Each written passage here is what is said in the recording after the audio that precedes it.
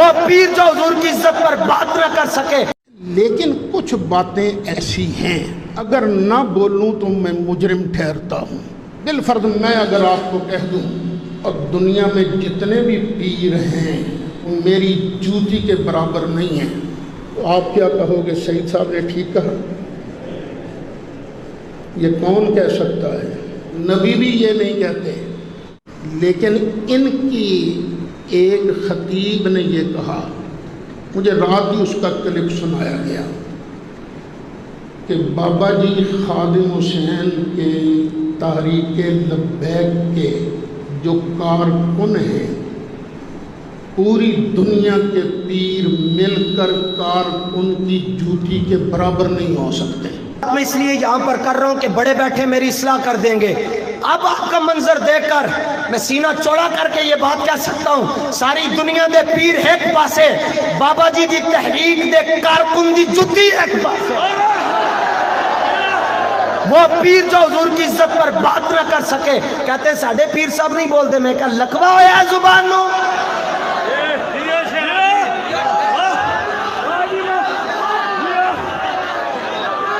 میں آپ کا خیر خواہ ہوں، میں کہتا ہوں توبہ کرو اس سے. تم نے بہت بڑا دعویٰ کیا ہے. کیا خیال ہے تمہارے اپنے پیر تمہاری تحریک لبیک کے ممبر نہیں ہیں، کارکن نہیں ہیں وہ؟ ان کے بارے کیا خیال ہے؟ تمہارے کارکنوں کی جوتی تمہارے پیروں سے بھی زیادہ بڑی ہے؟ نہیں بیٹے، ایسی باتیں نہیں کرتے. وہ پیر جو حضور کی عزت پر بات نہ کر سکے، وہ پیر جو حضور کی عزت پر بات نہ کر سکے، وہ پیر جو حضور کی عزت پر بات نہ کر سکے کہتے ہیں ساڑھے پیر صاحب نہیں بول دے. میں کہا لکھوا ہویا ہے زبان نو.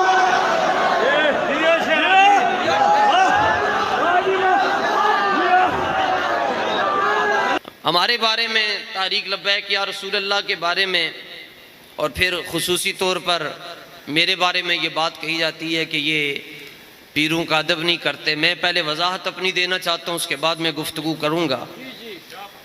پہلی بات یہ ہے کہ میں ہوش و حواس میں اور بلا جبر و اکراہ، میں نے کسی نے ٹیکہ نہیں لایا، نہ میں نے خواجہ صاحب نے نہیں کیا کہ تو ایتھے کوئی گل کرنی ہے. میں اس در کا کتا ہوں اور میں کتا ہونے کی حیثیت سے بات کرتا ہوں. آپ یہاں پر نور کے ماحول میں، سفید رنگ میں، نوری رنگ میں، ملائکہ کے رنگ میں تشریف فرما ہیں. مختلف آستانوں سے مختلف سنگی بیلی طریقت کے ساتھ وابستہ لوگ یہاں پر تشریف لائیں. میں امید رکھتا ہوں کہ آپ وسعت ظرفی سے مجرم کی بات کو سنیں گے. جڑی مرضی وڈی تو وڈی عدالت ہوئے، کم از کم مجرم کو ایک باری گل تے سن دی ہے نا. تو میں یہ بات عرض کرنا چاہتا ہوں جی، میرے بارے میں یہ کہا جاتا ہے یہ پیروں کا مخالف ہے، یا اس نے یہ کہہ دیا کہ وہ تحریک لبیک کا کارکن ہے جی، دنیا کے پیر اس کی جوتی جیسے نہیں ہو سکتے. پہلے بات کو سمجھنا چاہیے. جب قائل موجود ہو تو قائل سے پوچھنا چاہیے تمہاری اس قول سے منشا کیا ہے، تم چاہتے کیا ہو اور کیا کہنا چاہتے ہو. پہلی تو بات یہ ہے کہ جو دنیا کے وہ پیر جنہوں نے حضور پاک صلی اللہ تعالیٰ علیہ وآلہ وسلم کی عزت پر، عظمت پر، آپ کی ختم نبوت پر اور آپ کی ناموس رسالت پر پہرا دیا. توجہ سے سنیے گا، میں کسی جگہ میں پابند نہیں ہوں میں وضاحت دینے کا.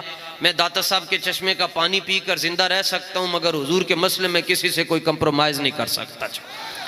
لیکن میں کان پھاڑ کے بھی یہ گل کر سکتا ہوں، میرے استاد ان سارے، میں کان پکڑ کر بھی یہ بات کہہ سکتا ہوں. مجھے کوئی شرم نہیں ہے، حق بات بیان کرنے میں جب شرم نہیں ہے تو قبول کرنے میں کیا شرم ہے. پہلی بات یہ ہے کہ وہ پیر جنہوں نے حضور پاک صلی اللہ تعالیٰ علیہ وآلہ وسلم کی عزت اور ختم نبوت پر پہرا دیا اور بات کی، ان کی گلی کے کتوں کے پاؤں کے ساتھ جو مٹی لگتی ہے، حسن رضا اس کا بھی ادب اور احترام کرتا ہے.